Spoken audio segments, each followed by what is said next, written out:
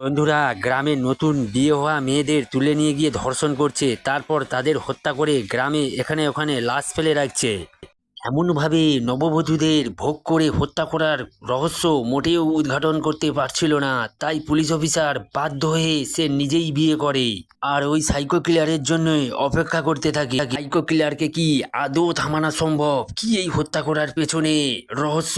তো video skip না করে প্রথম থেকে শেষ অবধি দেখতে থাকুন। 2021 সালে মুক্তিপ্রাপ্ত ওবেলা রেলওয়ে স্টেশন এই মুভিটার নাম। তেলেঙ্গানা রাজ্যের একটি গ্রামের নাম ছিল ওদেলা, আর এই ওদেলা গ্রামের একটি সত্য ঘটনাকে অবলম্বন করে আজকের এই গল্প। দেখতে পাচ্ছি একটি কাটা মুন্ডু হাতে একটি মেয়ে সোজা রেলওয়ে স্টেশন ধরে পুলিশ থানায় চলে আসে এবং সেখানে পুলিশেরা তাকে দেখে খুবই অবাক হয়ে যায় এবং তারা বুঝে উঠতে পারছিল না এখানে কি ঘটনা ঘটছে। কাটা মাথার বডিটা কোথায় পুলিশেরা জিজ্ঞাসা করলে ওই মেয়েটির কোথায় গ্রামের এক পরিত্যক্ত শুকনো কুয়া থেকে উদ্ধার করে। যে এই লোকটাকে যে দেখছেন ইনি হলেন আইপিএস অফিসার, নাম হচ্ছে অনুদীপ। ইনি এসেছেন 3 মাসের প্রশিক্ষণ নেওয়ার জন্য এই গ্রামে। এই ভিডিওর মূল রহস্য জানতে হলে আমাদের 3 মাস পেছনে যেতে হবে। এখানে অনুদীপ আইপিএস অফিসার হিসাবে নতুন সে জয়েন করেছে এবং 3 মাসের প্রশিক্ষণের জন্য তাকে তেলেঙ্গানা রাজ্যের ওদেলা গ্রামে পাঠানো হচ্ছে এবং সে এই কথাটি তার গার্লফ্রেন্ডকে ফোনে জানাচ্ছে এবং দূরবর্তী হয়ে যাওয়ার কারণে সে তার গার্লফ্রেন্ডকে ওখানেই রেখে যায়। এই যে এই মেয়েটাকে দেখছেন, এই মেয়েটার নাম হচ্ছে মাধবী, আর এই মাধবীর গতকালই বিয়ে হয়ে মাধবীর স্বামী জয় নাম করা ফটোগ্রাফার সাম্বার সঙ্গে কথা বলছিল, কেননা সাম্বাই গতকাল বিয়ের সুন্দর সুন্দর ফটো তুলেছিল। এদিকে দেখতে পাচ্ছি একটি মেয়ে তার স্বামীকে ঝাঁটা দিয়ে মারছে। এই মেয়েটির নাম হচ্ছে রাধা আর এর স্বামীর নাম হচ্ছে ধীরুপতি। ধীরুপতি মদ খেয়ে রাতে বাড়িতে হিসু করেছে, তাই তো রাধা তাকে ঝাঁটা দিয়ে মারছে। আর ধীরুপতি এমনই কাজ রোজই করে থাকে, আর এমন কাজ করলে মার তো খেতেই হবে। এমন সময় এক ব্যক্তি বাইক নিয়ে রাধার বাড়িতে আসে। আসলে ইনি হচ্ছেন পঞ্চায়েত প্রধান, এনার নাম হচ্ছেন রানা। আর এই রানা ধীরুপতিকে বইয়ের হাতে মার খেতে দেখে যে ধীরুপতিকে বলে, কি রে ধীরুপতি, তুই রোজ রোজ বইয়ের হাতে মার খাস, তুই তো পুরুষ জাতির মান সম্মান ডুবাবি, এর থেকে ভালো তুই মদ খাওয়া ছেড়ে দে। আর এই পঞ্চায়েত প্রধান রাধার কাছে আসার কারণ হচ্ছে পঞ্চায়েত প্রধানের জামাটা পরিষ্কার ও ইস্ত্রি করার জন্যে। আসলে রাধা একজন ধোপা, সে সৎ এবং নির্লোভ প্রকৃতির মেয়ে।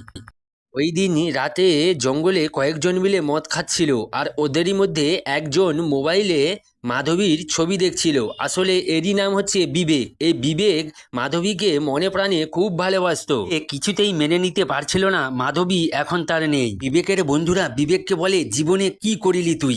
প্রেম করেছিস তুই আর অন্যকেই ভোগ করছে? তোকে কতবার বলেছি, তুই কিছুই শুনলি না। আসলে বিবেক মাধবীকে মনে প্রাণে খুব ভালোবাসতো, তার ভালোবাসা ছিল খুবই পবিত্র। বন্ধুদের কথা শুনে বিবেক খুবই রেগে যায়, আর সে রেগে গিয়ে প্রচুর মদ খায়। আর মদ খেয়ে সে নিজেই ডিসাইড করে যে আজ রাতে তাকে কিছু একটা করতে হবে। দিন সকাল হতেই পাশের বাড়ি থেকে চিৎকার চেঁচামেচি শোনা যায়। সবাই বলছে মাধবী নাকি মারা গেছে, তাকে কেউ মেরে জঙ্গলে ফেলে দিয়ে এসেছে। খবর পেয়ে ঘটনাস্থলে পুলিশ চলে আসে, আর পুলিশ গিয়ে দেখে যে বোলের মধ্যে মাধবীর লাশ পড়ে আছে। মাধবীকে কেউ ধর্ষণ করে তার ক্ষতবিক্ষত শরীরকে এই বোলের ভেতরে ফেলে গেছে। ঘটনাস্থলে পুলিশ একজোড়া জুতো পায়। তখন মাধবীর স্বামী এবং শ্বশুরকে সবাই সন্দেহ করে। মাধবীর স্বামী পুলিশকে বলে যে স্যার, আমি আমার স্ত্রীকে মারিনি, আমার স্ত্রীকে ওই বিবেকই মেরেছে, কারণ আমাদের এনগেজমেন্টের দিন ওই বিবেক আমাদের মারার হুমকি দিয়েছিল। পর বিবেককে পুলিশ থানায় ধরে নিয়ে আসে। মার্ডার কেস বলে কথা, সবাই মিলে বিবেককে খুব মারধর করে। তখন অনুদীপ বলে, ও তো একজন সাসপেক্ট, ও তো আসল ক্রিমিনালই নয় যে ওকে এমনভাবে মারতে হবে। তখন এক আইএস অফিসার বলে যে স্যার দেখুন, আমি জানি আমায় কি করতে হবে। এই কথা বলার পর বিবেককে বিবস্ত্র করা হয়, তারপর বেতের লাঠিতে তেল মাখানো হয়। ঘাবড়ে গিয়ে জিজ্ঞাসা করে যে এই লাঠি দিয়ে তাকে কি মারা হবে? তখন এক পুলিশ অফিসার বলে, হ্যাঁ মারা হবে নি, তোর অন্দরমহলে ঢুকানো হবে। আর কথা বলতে না বলতেই ব্যাস কাজ শুরু। তারপর অসহ্য যন্ত্রণায় অবশেষে বিবেক স্বীকার করে সে মাধবীকে হত্যা করেছে। এদিকে রাধা ও তার স্বামী একজন ডাক্তারের কাছে এসেছে, কেননা বহুদিন তাদের বিয়ে হয়েছে, কোনো সন্তান হয়নি। তাই ডাক্তারবাবু তাদের সেক্সুয়াল লাইফ কেমন জিজ্ঞাসা করলে রাধা বলে যে আমার স্বামী খুবই দুর্বল। এই শুনে ডাক্তারবাবু একটি শেকড় দেয় এবং কিছু সিরাপ দেয় এবং বলে যে এগুলি খেলে তার পুরুষত্ব অবশ্যই ফিরে আসবে। এদিকে বিবেককে যখন কোর্টে নিয়ে যাওয়া হচ্ছিল, তখন বিবেক ছুটে এসে অনুদীপের পা জড়িয়ে ধরে বলে যে স্যার, আমি মাধবীকে হত্যা করিনি। তখন অনুদীপ বিবেকের দিকে একটি জলের বোতল ছুঁড়ে দেয় এবং সেটি বিবেক বাঁ হাতে ধরে নেয়। অন্দীপ বলে যে একে ছেড়ে দিন, এ নির্দোষ।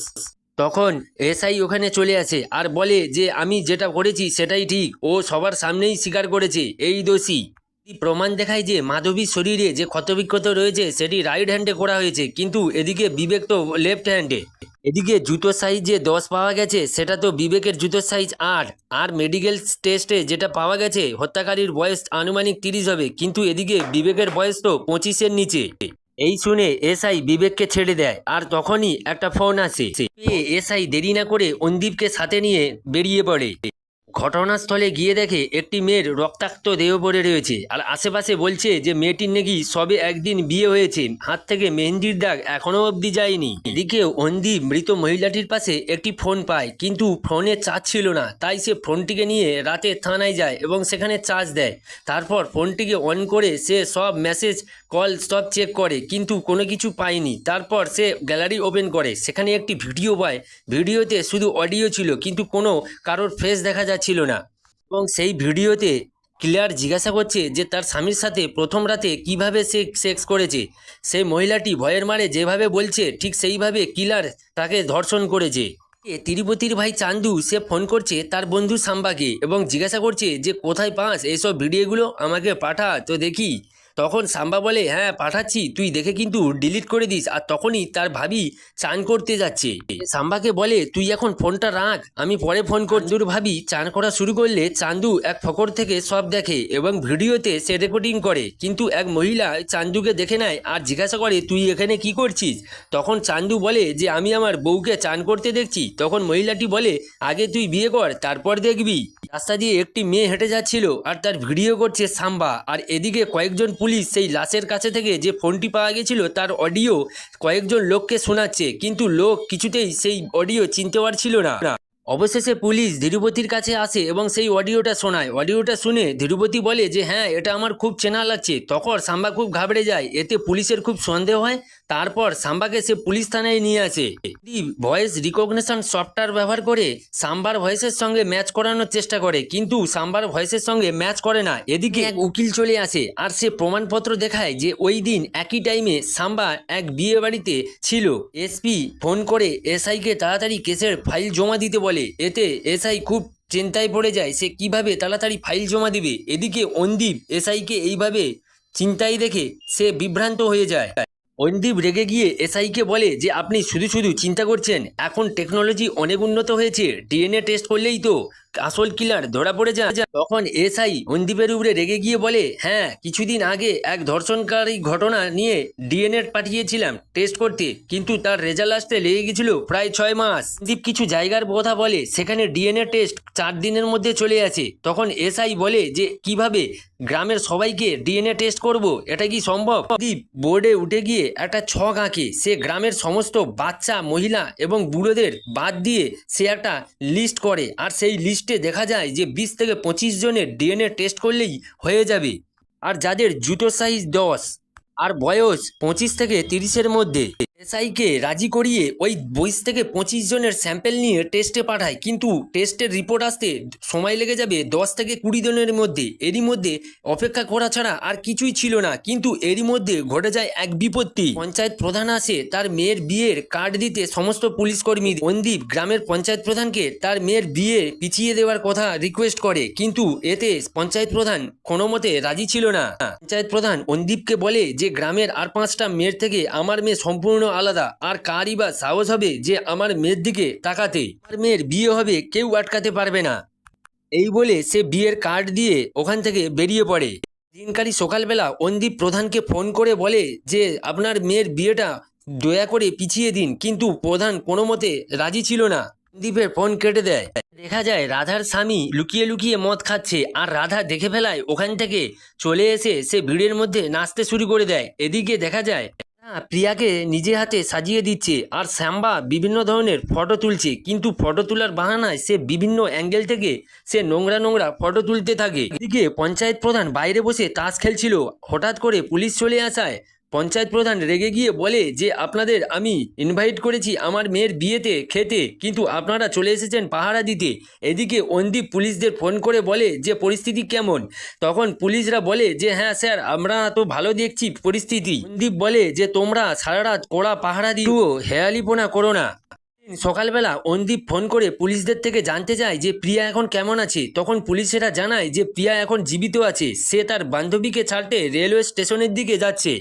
আর অন্দীপ তাদের বলে যে তোমরা ওদের পিছু করো এবং ওদের কড়া খেয়াল রেখো। সেই মতো পুলিশেরা প্রিয়ার পিছু করে। প্রিয়া তার বান্ধবীকে নিয়ে ট্রেন আসার অপেক্ষা করছিল, আর পুলিশেরা প্রিয়ার দিকে নজর দিয়ে এক চা দোকানে যায়, সেখানে চা খাওয়ার নাটক করে। আর তখনই সেখান থেকে একটা মালগাড়ির ট্রেন যায়, আর ট্রেনটা চলে যাওয়ার পরে পুলিশেরা ছুটে আসে কিন্তু প্রিয়াকে দেখতে পায়নি। তারপর দেরি না করে সঙ্গে সঙ্গে অন্দীপকে ফোন করে। আর এদিকে কিলার প্রিয়াকে নিয়ে এক খেতে মক্কা খেতে চলে আসে। কিলারকে তখনই প্রিয়া চিনতে পেরে যায় আর বলে তুই এমন খারাপ কাজ করছিস, আমার বাবাকে চিনিস তো, তোকে সদ্য মেরে ফেলবে। আর এই কথা শুনে কিলার বলে যে তুই চিনিস কিন্তু তোর বাবা চেনে না। কিলার মেন পয়েন্টে আসে, সে তার প্রথম রাতে স্বামীর সাথে কিভাবে সেক্স করেছে সেগুলো বলতে বলে, কিন্তু প্রিয়া কিছুতেই রাজি হচ্ছিল না। তারপর কিলার বলে যে না বললে তোকে মেরে ফেলবো। এই ভয়ে প্রিয়া একে একে বলতে থাকে, আর সেই মতো কিলার তাকে ধর্ষণ করে এবং ধর্ষণ করতে করতে অবশেষে তাকে হত্যা করে দেয়। ঘটনাস্থলে পুলিশ চলে আসে আর পুলিশের দিকে একটা বড় পাথর নিয়ে ছুড়ে দেয়, এতে দুটি পুলিশ ঘায়েল হয়ে যায়। তারপর ওই ঘটনাস্থলে অন্দীপ চলে আসে এবং কিলার যখন ছুটে যাচ্ছিল তখন গুলি ফায়ার করে, কিন্তু এতে কোনো কাজ হয়নি। অন্দীপ ওই কিলারের পিছু করছিল, কিন্তু খালায় পা পড়ে গিয়ে সে পড়ে যায় এবং একটা বড় পাথর নিয়ে ওই কিলারের দিকে আঘাত করে। তারপর যা ঘটলো, ছুটে গিয়ে অন্দীপ দেখে যে ওটি ছিল চান্দু। আর চান্দু বলে যে স্যার আমি কিছু করিনি, আমি এখানে এসেছি বাথরুম করতে। তার দিকে গোটা গ্রামে ছড়িয়ে যায় যে পুলিশ চান্দুকে ধরে নিয়ে গেছে এবং পুলিশ থানায় নিয়ে গিয়ে বেধড়ক মারছে। দিকে রাধা যখন তার স্বামীকে নিয়ে পুলিশ থানায় যাচ্ছিল তখনই পাশের বাড়ির ওই মহিলার সঙ্গে দেখা হয়ে যায়। মহিলাটি বলে যে তোদের ভালো হবে না, তোর ভাই আমার বৌমাকে মেরে ফেলেছে। আর এদিকে পঞ্চায়েত প্রধান ততক্ষণ পুলিশ থানায় চলে আসে, আর সে পুলিশকে 10 লক্ষ টাকা দিয়ে বলে যে চান্দুকে আমার হাতে তুলে দাও। ওই পঞ্চায়েত প্রধানই চায় সে তার মেয়ের খুনিকে সে নিজের হাতে শাস্তি দেবে। এই কথা শুনে এসআই চান্দুকে পঞ্চায়েত প্রধানের হাতে তুলে দেয়। তারপর অন্দীপ পুলিশ থানায় এসে যখন চান্দুকে দেখতে না পায়, সে এসআইকে জিজ্ঞাসা করে যে কেন তুলে দিয়েছে। তখন এসআই বলে যে তুমি এখানে 3 মাসের জন্য ট্রেনিং করতে এসেছো, আমাদের চাকরি খেতে নয়। রুবরে রেগে যায় আর গিয়ে বলে যে আমরা এই পুলিশের কাজ করতে এসেছি, ঘুষ খেতে নয়। তখন এসআই রেগে গিয়ে বলে যে আমি ঘুষ নেবে না তো কি করব, আমার 3টা মেয়ে আছে, তাদের বিয়ে দিতে হবে। আর আমি চাই এরকম 3-4টে মার্ডার কেসের ঘটনা আসুক, যাতে আমরা প্রচুর পরিমাণে টাকা পাই। এই কথা বলে ওই 10 লক্ষ টাকা থেকে 1 লক্ষ টাকা নিয়ে সে ওখান থেকে চলে যায়। আর চলে যাওয়ার আগে অন্দীপকে বলে যে আপনি এসআইকে ফোন করে দেবেন আর 1 বোতল বিষ পাঠিয়ে দেবেন, যাতে আমরা সবাই মিলে খেয়ে মরি। এদিকে দেখা যায় রাধা ও তার স্বামী চলে এসেছে চান্দুকে ছাড়াতে। রাধা বলে যে স্যার আপনি ভুল করছেন, চান্দু এমন ইচ্ছে করতেই পারে না, চান্দু আসলে বাথরুম করতে গিয়েছিল। তখন অন্দীপ বলে যে আপনাদের কথা আমি বুঝতে পারছি, কিন্তু আমার কিছু করার নেই। দেখা যায় চান্দুর উপরে খুব টর্চার করছে গ্রামের পঞ্চায়েত প্রধান। প্রিয়ার উপরে কিলার যেভাবে অস্ত্র দিয়ে আঘাত করেছিল, ঠিক সেইভাবে গ্রামের পঞ্চায়েত প্রধান চান্দুর উপরে অস্ত্র দিয়ে আঘাত করছে। সেই সময় ধীরুপতি ও রাধা সেখানে চলে আসে আর পঞ্চায়েত প্রধানকে মিনতি করে যে চান্দুকে যেন সারা জীবনের মতো জেলে পাঠিয়ে দেয়, কিন্তু এমন নির্মম নিষ্ঠুর অত্যাচার তার উপর না যেন করে। কিন্তু পঞ্চায়েত প্রধান বলে যে তোমরা খুবই ভালো মানুষ, কিন্তু আমার মেয়েকে যেভাবে কষ্ট দিয়ে মেরেছে আমি চাই সেই রকমভাবে এই চান্দুকে মারবো। তারপর রাধা এবং ধীরুপতি গ্রামের বড় বড় মাথা যারা আছে তাদের কাছে যায় এবং তাদের কাছে গিয়ে মিনতি করে আর চান্দুকে ছাড়িয়ে দিতে, কিন্তু এতে কোনো কিছু লাভ হয় না। ধীরুপতি ও রাধা ওই উকিলের কাছে যায় যে কিনা সাম্বাকে ছাড়িয়েছিল, কিন্তু সব কথা শোনার পর উকিল 1 লক্ষ টাকা চেয়ে বসে। টাকা না থাকায় কিছু করারই ছিল না, ওখান থেকে ধীরুপতি ও রাধা বেরিয়ে পড়ে। অনুদীপ পঞ্চায়েত প্রধানকে ফোন করে বলে যে স্যার গ্রামে আর একটা মার্ডার হয়েছে। তাহলে চান্দু তো জেলে, চান্দু ওই কাজ করেনি, চান্দু আসলেই ওই ভুট্টা খেতে বাথরুম করতেই গিয়েছিল। এই কথা শুনে পঞ্চায়েত প্রধান রেগে যায় আর সে তার ফোন নিয়ে ভেঙে ফেলে। অবশেষে চান্দুকে ছেড়ে দেয়। অন্দীপের গার্লফ্রেন্ড অন্দীপকে ফোন করছে, অন্দীপ ব্যস্ত ও চিন্তা থাকায় সে কিছুতেই ফোন তুলছিল না। তারপর বারংবার ফোন করার পর সে অবশেষে কল ধরে। আর যখন তার গার্লফ্রেন্ড জিজ্ঞাসা করছিল যে কেন তুমি ফোন ধরছিলে না, তখন সে গ্রামের ওই ঘটনা সব খুলে বলে। শোনার পর অন্দীপের গার্লফ্রেন্ড একটা আইডিয়া দেয় যে চলো তাহলে আমরা তাড়াতাড়ি বিয়ে করে নিই, ওই সাইকো কিলার অবশ্যই আমাকে ফলো করবে। অন্দীপ এই কথা শুনে প্রথমে রাজি হচ্ছিল না, তারপর বারংবার রিকোয়েস্ট করার পর অন্দীপ অবশেষে রাজি হয়ে যায়। অনুদীপ একটা ভিডিও করে আর সেই ভিডিওতে সে বলছে যে গ্রামের 4টে মহিলার খুন হয়েছে আর সবই হয়েছে নতুন বিয়ে করার পর, আর আমি এই পঞ্চম বিয়েটা করব, পারলে আমার বউকে হত্যা করে দেখাও। আমি জানি তুমি অবশ্যই এই ভিডিওটা দেখছো। দিন মন্দিরে গিয়ে অনুদীপ এবং রিনি বিয়ে করে নেয়। এদিকে দেখা যায় সাম্বা লুকিয়ে লুকিয়ে অনুদীপের বউয়ের ফটো তুলছিল, আর সে তখনই চান্দুকে ফোন করে বলে যে আরে ভাই পুলিশের বউটা যা দেখতে। তখন চান্দু বলে ছাড় ভাই ওসব আর আমি নেই। বিয়ের পরে অনুদীপ কোয়ার্টারের দিকে যাচ্ছিল আর তখনই দরজায় একটা কাগজের টুকরো পায়, আর সেই কাগজে কিলার অনুদীপকে চ্যালেঞ্জ করেছে যে তার বউকে সে তুলে নিয়ে যাবে। তাতে ধীরুপতিকে দেখা যায় সে টাকা বাঁচিয়ে একটা ব্র্যান্ডের মদ কিনে এনেছে এবং সাথে চান্দু এবং সাম্বাকে নিয়ে সে মদ খাচ্ছে, আর ওদিকে রাধা চেঁচামেচি করছে। সাম্বা ধীরুপতিকে বলে যাই বলিস ভাই, পুলিশ অফিসারের বউটা কিন্তু মাস্ত দেখতে। এতক্ষণ ওরা মনে হয় মস্তি করছে। ধীরুপতি সাম্বাকে বলে যে তুই আগে বিয়ে কর তারপরে মস্তি করিস। এই কথা শুনে সাম্বা বলে যে যারা বিয়ে করছে তাদের চেয়ে ওই শালা কিলার বেশি মস্তি করছে। দেখা যায় যে চান্দু ওই সব কথায় কান দিচ্ছে না, সে রেগে ফুঁসছে, কেননা তাকে নির্মমভাবে মেরেছে, সে তার এই মারের বদলা নিতে চায়। রাধা রাতে একা ঘুমিয়েছিল, হঠাৎই তার ঘুম ভেঙে যায়, আর সে যখনই উঠে বসে তখনই ওপর থেকে একটি ট্যাঙ্ক পড়ে যায়, আর সে ট্যাঙ্কটিকে খুলে দেখে যে তার ভিতরে ব্রা, নূপুর, আংটি মেয়েদের। আর তখনই রাধার বুঝতে অসুবিধা হয়নি যে এই খুনগুলো আসলে কে করছে।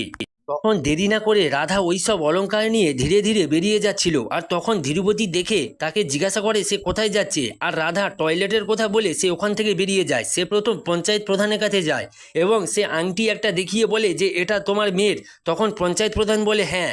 দেরি না করে ওখান থেকে বেরিয়ে যায় রাধা মাধবীর শাশুড়ির কাছে এবং সেখানে গিয়ে একটি রিং দেখায়। তখন মাধবীর শাশুড়ি বলে যে হ্যাঁ এটা মাধবীরই। রাধা বাড়িতে ফিরে আসে, আর বাড়িতে ফিরে এসেই ধীরুপতিকে না দেখতে পেয়ে চিন্তায় পড়ে যায়, আর তখনই অনুদীপকে কল করে। অনুদীপের ফোন সাইলেন্ট থাকায় কিছুতেই ফোন ধরছিল না। সকাল হয়ে যায়, এদিকে অনুদীপকে দেখা যায় যে চা খেতে, আর এদিকে কলের পর কল করেই যাচ্ছে রাধা। চা খাওয়ার পরে অনুদীপ খবর কাগজ নিয়ে পড়ছিল, আর তখনই ওখানে পৌঁছে যায় ধীরুপতি। ধীরুপতিকে দেখে অনুদীপ বলে যে ঠিক আছে তুমি জামা কাপড়গুলো নিয়ে যাও ধোয়ার জন্যে। অনুদীপকে বলে যে স্যার এখানে অনেক কাপড়, আমি আগামীকাল দিয়ে যাব। এদিকে অনুদীপ অবশেষে তার ফোন চেক করে দেখে যে রাধা বহুবার তাকে কল করেছে। সে কল ব্যাক করে, কল ব্যাক করতে রাধা তাকে বলে যে তোমার বউ কোথায়। সে ঘরের ভিতরে গিয়ে দেখে যে তার বউ নেই। রাধাকে কল ব্যাক করলেই রাধা তাকে বলে যে ওই কিলার আসলে কেউ না, আমার স্বামী। অনুদীপের স্ত্রীকে ধীরুপতি কিভাবে ধরে এনেছিল। এদিকে দেখা যায় ধীরুপতি ধীরে ধীরে রুমে ঢুকে, তারপর রিনির গা স্পর্শ করে। প্রথমে রিনি ভেবেছিল এটা অনুদীপ, তাই সে কিছু মনে করেনি। যখনই সে জানতে পারলো এটা ধীরুপতি, তখন ধীরুপতি দেরি না করে রিনিকে সেন্সলেস করিয়ে দেয়। এখান থেকেই বোঝা যায় যে সব জলের মূলেই হচ্ছে ধীরুপতি। বলে সেই দিন ভুট্টা খেতে প্রিয়াকেই ধীরুপতি ধর্ষণ করতে গিয়েছিল, কিন্তু কোনো কারণে ওখানে ভাগ্যক্রমে ধীরুপতির ভাই চান্দু ওখানে ধরা পড়ে। এদিকে দেখা যায় রাধা তাদের বাড়িতে ফিরে এসে ধীরুপতির কিছু কাপড় নিয়ে তাদের বাড়িতে থাকা পোষা কুকুরকে শোকায় এবং ছেড়ে দেয়। কুকুরটি যেদিকে যায় রাধা সেই কুকুরটিকে ফলো করে। অবশেষে দেখা যায় যে ভিডিওর প্রথমে যেই শুকনো পরিত্যক্ত কুয়োটি দেখেছিলাম সেই কুয়োটির কাছে চলে আসে, কিন্তু রাধা কিছুই দেখতে পাচ্ছিল না। রাধা কুয়োর কাছে চলে আসে এবং ধীরুপতিকে দেখতে পেয়ে যায় যে রিনিকে রেপ করার চেষ্টা করছে। রাধা উপর থেকে চিৎকার করে বলে যে রিনিকে ছেড়ে দিতে। রাধা চারিদিকে চিৎকার করতে থাকে, আর রাধার চিৎকার করা শুনে ধীরুপতি অবশেষে উপরে চলে আসে। তারপর রাধা ধীরুপতিকে প্রিয়াকে ছেড়ে দিতে বলে এবং সে এমন কাজ কেন করছে ধীরুপতির কাছে কৈফিয়ত চায়। অবশেষে ধীরুপতি এমন সব কাজকর্ম করার দোষ রাধার উপরে চাপিয়ে দেয়।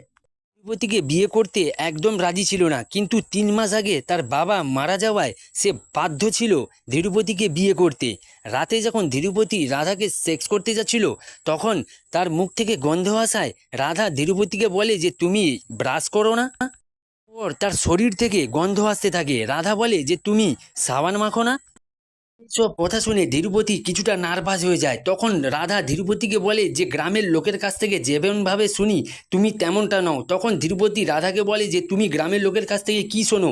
তখন রাধা বলে যে তুমি গ্রামের সকল মেয়েদের আর চোখে দেখো, কিন্তু তোমার মধ্যে সেই পুরুষত্বটাই নেই। এতে ধীরুপতি খুবই রেগে যায়। সে রাধাকে বলে আমরা কাল চেষ্টা করব। ধীরুপতি বলে শুধু ওই রাত নয়, গত 10 বছর ধরে তুমি আমায় শুধু অপমান করে এসেছো। তুমি সবসময় বলে এসেছো আমার মধ্যে কোনো পুরুষত্ব নেই। একজন পুরুষ কি করবে তুমিই বলো। আর আজ এই আমার অবস্থার জন্য একমাত্র তুমিই দায়ী। তখন রাধা বলে আমি কি করেছি? তখন ধীরুপতি বলে যে একজন স্বামীকে স্বামী ও জানোয়ার বানানোর সবচেয়ে গুরুত্বপূর্ণ ভূমিকা পালন করে মেয়েরাই। পুরুষত্ব নেই এই বলে তুমি ডাক্তারের কাছে নিয়ে গেছিলে, আর ডাক্তার আমাকে শিকড় ও কিছু সিরাপ দেয়। আর সেই দিনই রাত্রেবেলা আমি যখন ভিসু করতে বাইরে বেরিয়েছিলাম, তখন মাধবীকে তার স্বামীর সঙ্গে ঘনিষ্ঠ হতে দেখি, আর তখনই আমার মধ্যে জেগে যায় পুরুষত্ব। পরের দিনই আমি মাধবীকে তুলে আনি আর ধর্ষণ করি, আর সে কাউকে যাতে না বলতে পারে তার জন্য আমি তাকে হত্যা করি। তা শুনে রাধা ধীরুপতিকে অনুরোধ করে সে যেন রিনিকে হত্যা না করে, সে যেন রিনিকে ধর্ষণ না করে ছেড়ে দেয়। এই বলে সে তার পা ধরে কাঁদতে থাকে। অবশেষে ধীরুপতি একটা লাঠি নিয়ে রাধার মাথায় সজোরে আঘাত করে, এতে রাধা বেহুশ হয়ে যায়। ঠিক ওই সময় রাধা সেই হত্যাকারী মেয়েদের কথা মনে করে এবং এতে তার হুঁশ ফিরে আসে, এবং পাশে থাকা এক কোদাল নিয়ে সে পরিত্যক্ত কুয়োয় লাফিয়ে পড়ে এবং স্বামীর মুন্ডুতে আঘাত করে এবং ধর থেকে মুন্ডু আলাদা হয়ে যায়। রেল লাইন স্টেশন ধরে ওই কাটা মুন্ডু নিয়ে পুলিশ স্টেশনে দিকে রওনা দেয়, যা আমরা ভিডিওর প্রথমেই দেখতে চেয়েছিলাম। আর ভিডিও ভালো লাগলে একটা লাইক দেবেন বন্ধুরা।